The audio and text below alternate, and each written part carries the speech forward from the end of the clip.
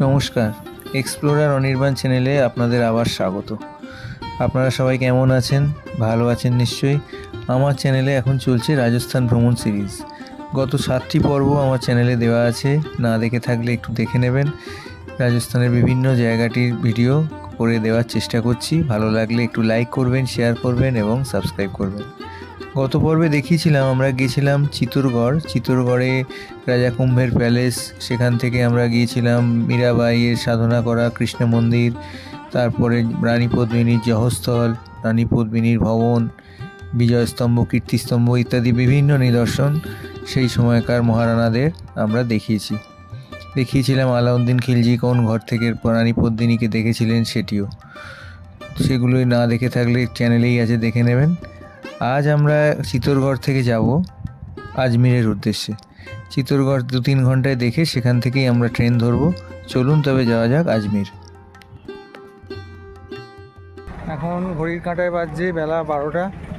আমরা বেরিয়েছিলাম ওই 8:30 পৌনে 9টা নাগাদ। তো ওই 3 ঘন্টা মতন সময় লাগলো।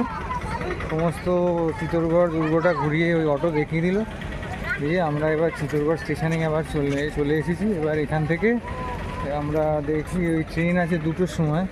একটা উদয়পুর সিটি থেকে মান্দার জংশন প্যাসেঞ্জার আছে, তো সেই ট্রেনটা ধরে আমরা আজমির যাব এরকমই চিন্তাভাবনা আছে। আর তার মধ্যে এই সময় একটু দুপুরের লাঞ্চ যেটা খাওয়া দাওয়া করে নেওয়াটা সেটা করে নিই। এবার দেখা যাক কতটা কীভাবে কীরম হয়, ট্রেনটা ভিড় হবে কিনা সেটাই একটা চিন্তাভাবনা করছি, আর কিছু নয়। দেখি কতটা কি হয়। ঠিক আছে, তবে চলুন যাওয়া যাক। তারপর গিয়ে কীরকম কী ট্রেন আসে, কীরকম পেলাম, তারপর আজমির পৌঁছাই, দেখাচ্ছি। চলুন।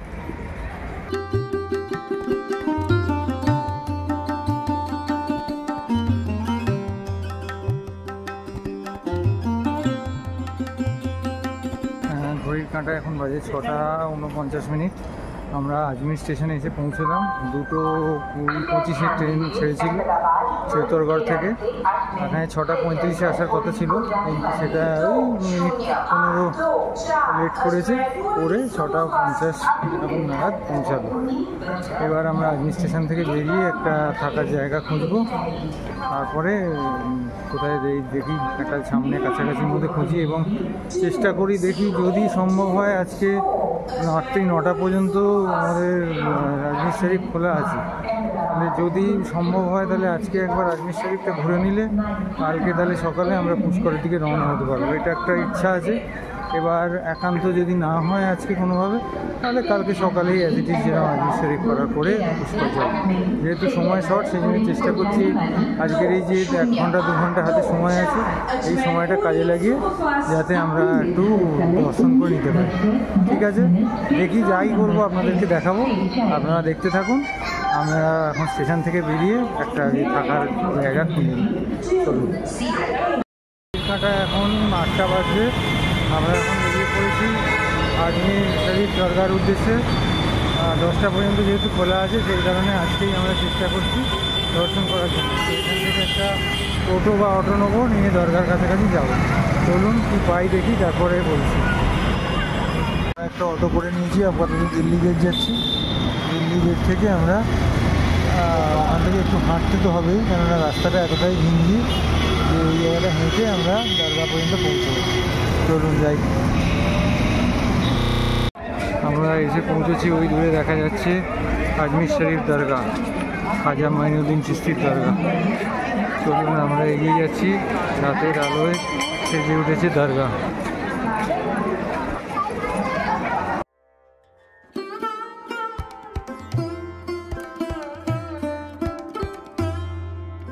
মঈনুদ্দিন চিশতির মাজার, যা আজমির দরগা শরীফ নামেও পরিচিত।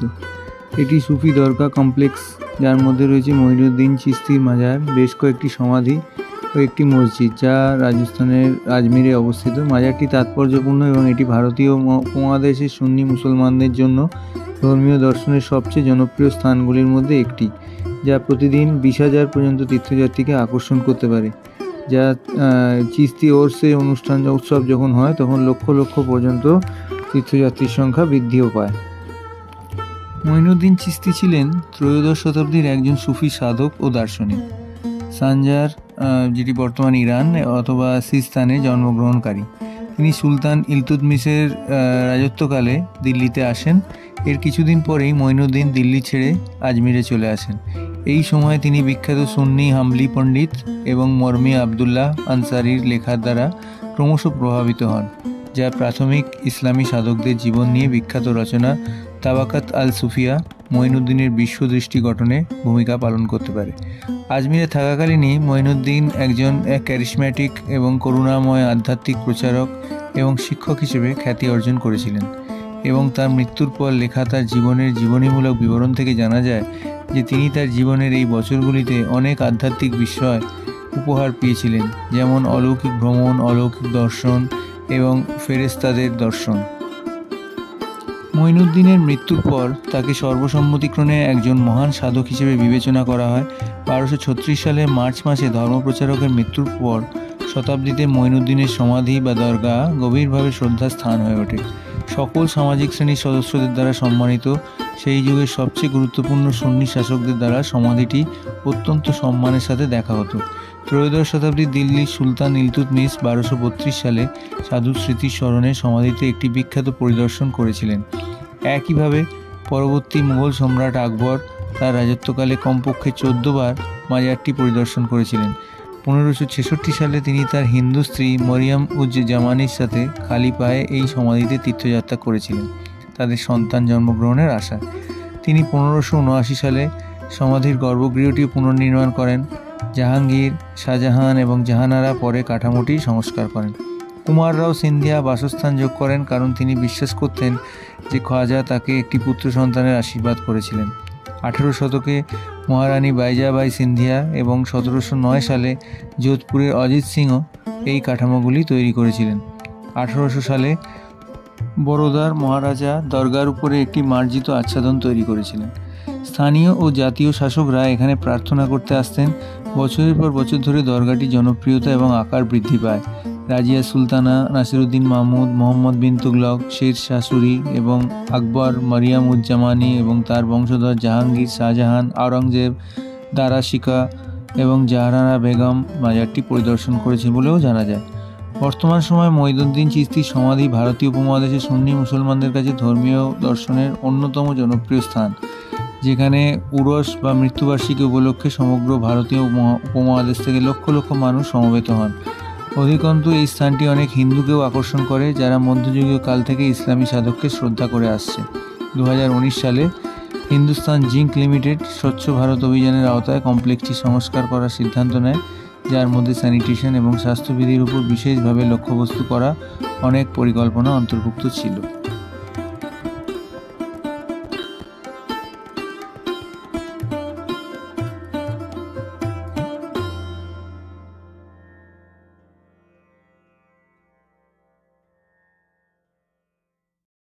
আজমির শরীফ দর্শন করার পর এবার আমরা আবার বাড়ির দিকে যাচ্ছি।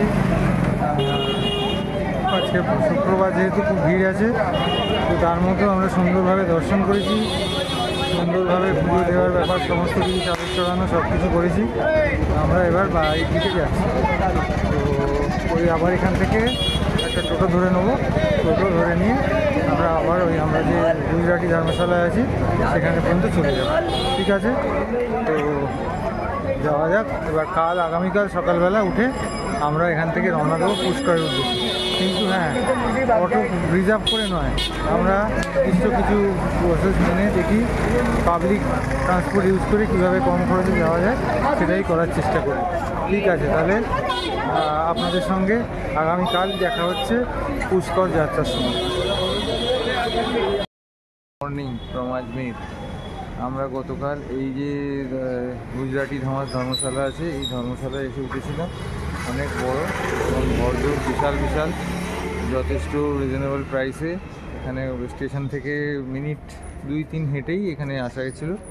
গতকাল রাত হয়ে গেছিলো, তাই এটা দেখায়নি। তারপর তাড়াহুড়ো ছিল, এসেই আমরা আজমির শরীফ দরগায় গেছিলাম, যার জন্য আজকে আপনাদেরকে দেখাচ্ছি। এবার আমরা এখান থেকে বেরোবো, বেরিয়ে এখান থেকে যাব আজমির বাস স্ট্যান্ড।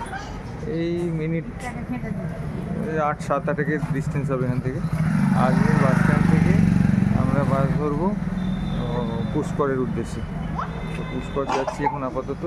এখন ঘড়ির কাঁটায় বাজছে 8:30। তো চলুন যাই এখান থেকে আপাতত আজমির বাস স্ট্যান্ড। ধর্মশালার সামনে থেকে আমরা একটি অটো ধরে চললাম আজমির বাস স্ট্যান্ডের উদ্দেশ্যে। আমরা এসে পৌঁছলাম বাস স্ট্যান্ডে। এই যে দাঁড় করিয়ে দিয়েছে, এইখানে এই যে বাস দাঁড়িয়ে আছে, এই বাসটি পুষ্কর যাবে। এখান থেকে আমরা উঠবো পুষ্কর যাওয়ার উদ্দেশ্যে। মোটামুটি 40-45 মিনিট সময় লাগবে মনে হয়। 15 কিলোমিটার রাস্তা আছে। তো দেখা যাক, আমরা আপাতত এখান থেকে উঠি এই বাসে, তারপরে পুষ্কর যাচ্ছি, রাস্তাটাও দেখাবো। চলো। এই যে এইরকম বাস, মোটামুটি বাস ফাঁকাই আছে, অসুবিধার কিছু নেই, বসার জায়গাও পেয়ে গেছি আমরা। দূরে দেখতে পাচ্ছি এটা হচ্ছে আনাসাগর লেক। আনাসাগর লেকের পাশ দিয়েই বাস যাচ্ছে।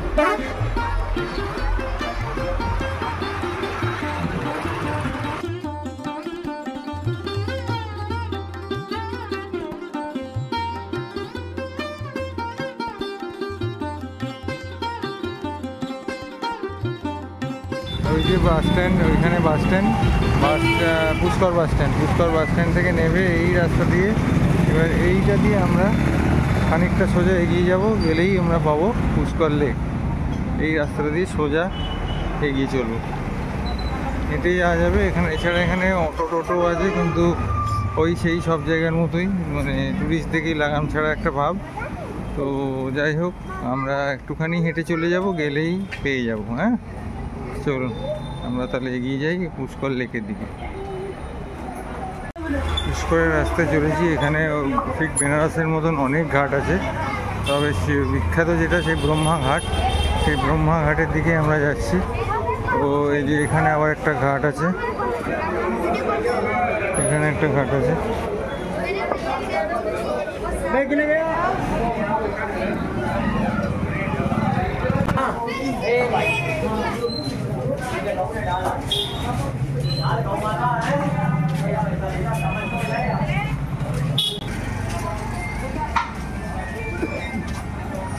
যাতায়াতের পথে প্রচুর দোকান আছে, প্রচুর দোকান, পূজা সামগ্রী থেকে জামা কাপড় থেকে প্রচুর প্রচুর। ঠিক বেনারসের ঘাটের সঙ্গে এর অনেকটা মিল পাবেন, যারা বেনারস গেছেন তারা অনেক মিল পাবেন। অবশেষে আমরা এসে উপস্থিত হলাম ব্রহ্মা ঘাটে। চলুন যাই, এখানে জুতো রাখার ব্যবস্থা আছে, জুতো রেখে আমরা যাব।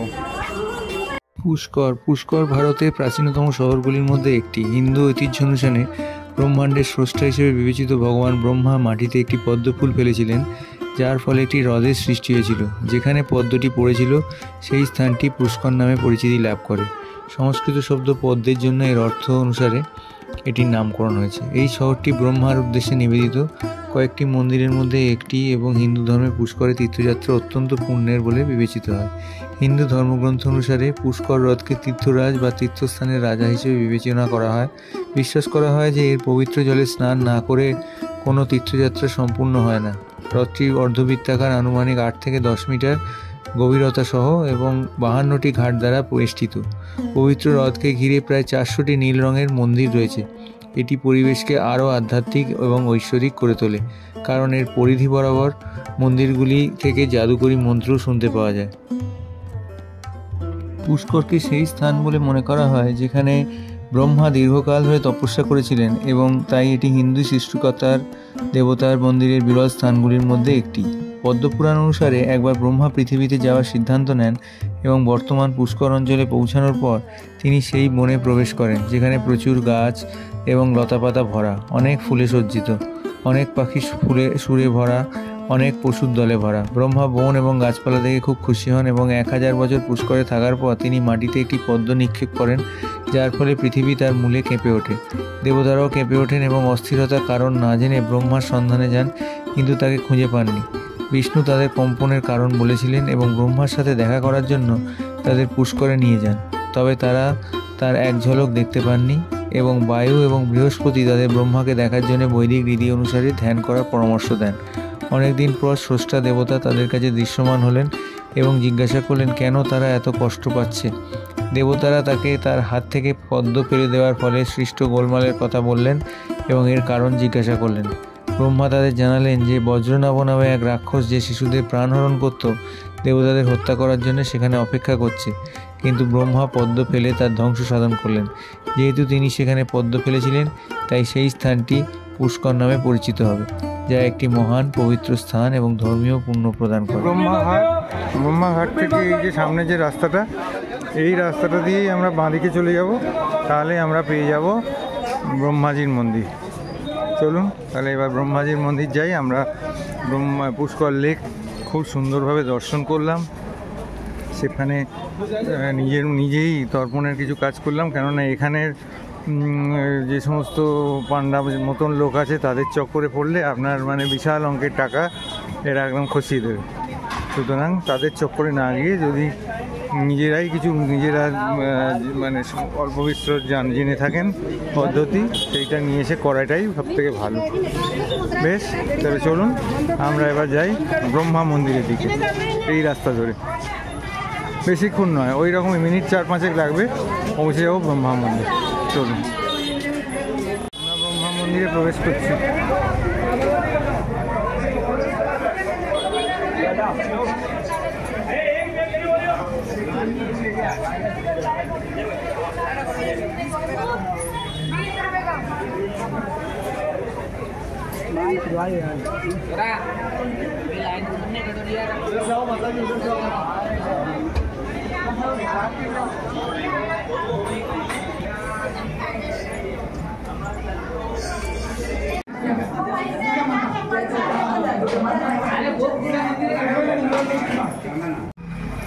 আমরা ব্রহ্মাজির মন্দির থেকে এখন যাচ্ছি সাবিত্রী মাতা মন্দিরের দিকে।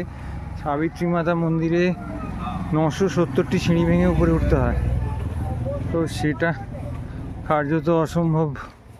কেননা আমি পারতাম, হলেও হতে পারতো, যেহেতু মা সঙ্গে আছেন, সেই 970 সিঁড়ি ভাঙা তো সম্ভবপর নয়। তো এখানে একটা রোপওয়ে আছে, সেই রোপওয়েটি কাছেই যাচ্ছি। দেখি এখন ওই দূরে দেখতে পাচ্ছেন নিশ্চয়ই, এই যে সাবিত্রী মাতার মন্দির দেখুন পাহাড়ের ওপর। ওই রোপওয়ের কাছ থেকে আমরা রোপওয়ে থেকে উপরে যাওয়ার চেষ্টা করব, দেখি যাই, চলুন।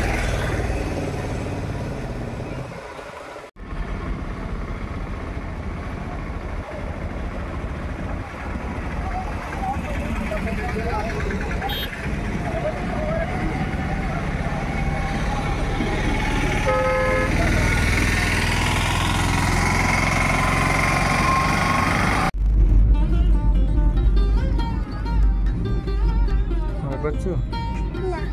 পাচ্ছো না তো? ভালো লাগছে?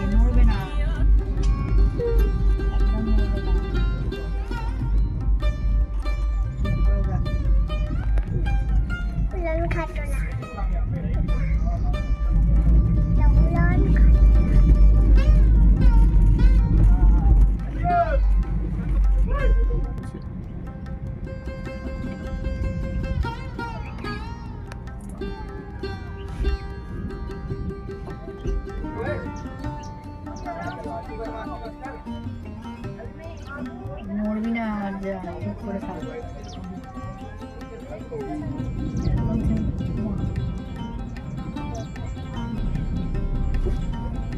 আচ্ছা, ভালো লাগছে? ভালো লাগছে? ভালো, খুব লাগছে। উনান খাটলা। আচ্ছা,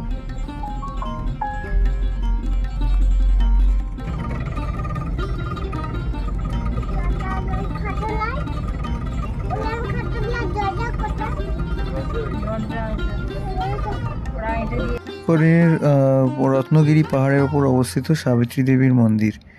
এটি একটি হিন্দু মন্দির, প্রায় 750 ফুট উঁচুতে অবস্থিত। অন্যতম গুরুত্বপূর্ণ মন্দির। এই মন্দিরে ব্রহ্মার উভয় স্ত্রী সাবিত্রী ও গায়ত্রীর মূর্তি স্থাপন করা হয়েছে।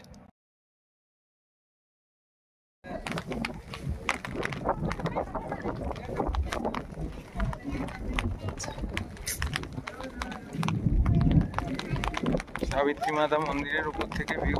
এখানেও আবহাওয়া উপরে অত্যন্ত খারাপ হয়ে গেছে, বৃষ্টি হচ্ছে, কিন্তু আমরা একদম লাস্ট মোমেন্টে এসে দর্শন করেছি। শেষ সময় আমরা ছিলাম, তারপরে 12টার সময় মন্দিরের দরজা বন্ধ হয়ে যায়। আবার ওখানে করে আমরা ফিরে যাবো নিচে।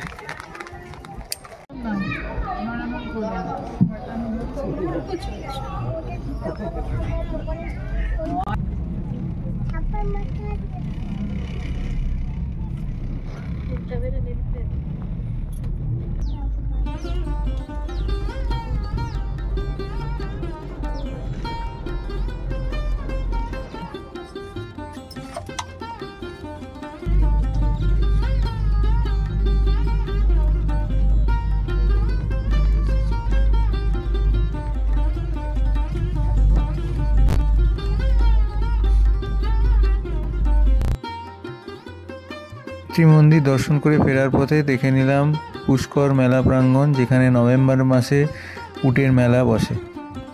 জমজমাট হয়ে ওঠে এই মেলা প্রাঙ্গণ।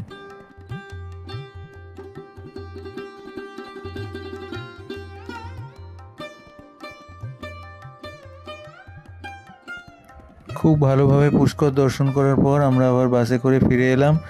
আসার পথে আন্নাসাগর লেকের পাশ দিয়ে বাস এলো, তো বাস থেকেই সেটি দেখা হয়ে গেল। এরপর আমরা আবার এখান থেকে ট্রেন ধরে যাব জয়পুরের উদ্দেশ্যে।